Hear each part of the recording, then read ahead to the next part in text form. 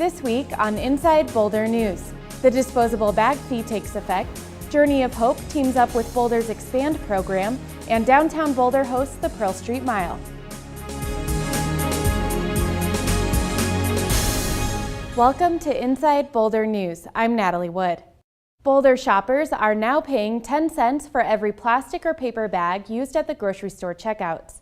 The disposable bag fee began on July 1st, and Boulder shoppers are weighing in on benefits and challenges of the ordinance. I think it's a fine idea. I've been sort of bringing my bags for a long time anyway, as much as I can remember, but ever since the first, I'm going to remember all the time now. I don't know that the fee will make a lot of difference to most people. 10 cents in the city of Boulder isn't much money, but maybe it will encourage people to think about it.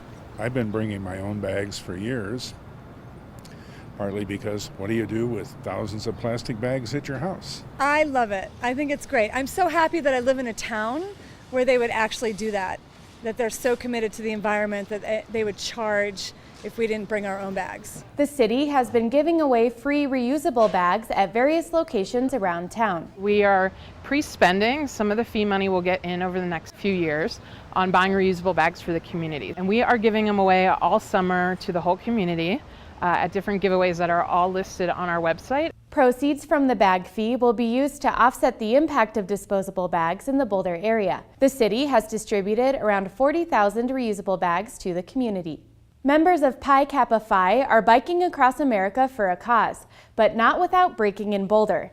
The national fraternity is out to raise funds and awareness for people with disabilities, including Boulder's Expand program.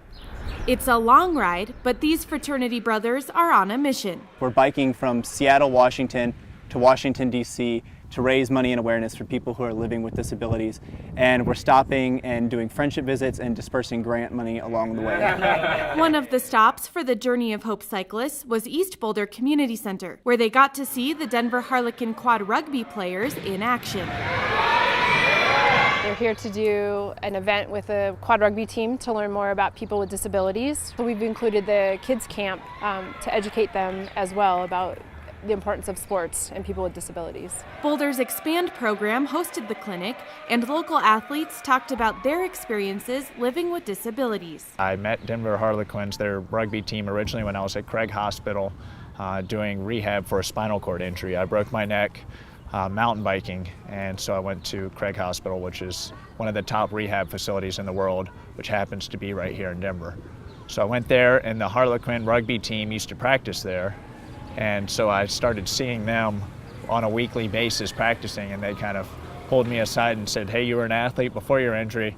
Why don't you continue being an athlete and come play with us? They were stories of inspiration for the brothers as they continue on their 4,000-mile ride. We get to see how people with disabilities adapt and then flourish. They don't let it hold them back. They really just seize life by the horns, and we get to experience a bit of that. And it's great to have that understanding. And local athletes are grateful for grant money and awareness the fraternity is raising. The way they're doing it by cycling across country means something to me because I was a cyclist. You know, that was my life, my passion. I still ride. I'm lucky to live in a place like Boulder where there's bike paths, there's the Boulder Expand program. There's so much opportunity for people with disabilities to still get out that, you know, I feel like, yes, I have certain things that aren't working the way they should or the way they used to, but it didn't stop me by any stretch of the imagination from still doing what I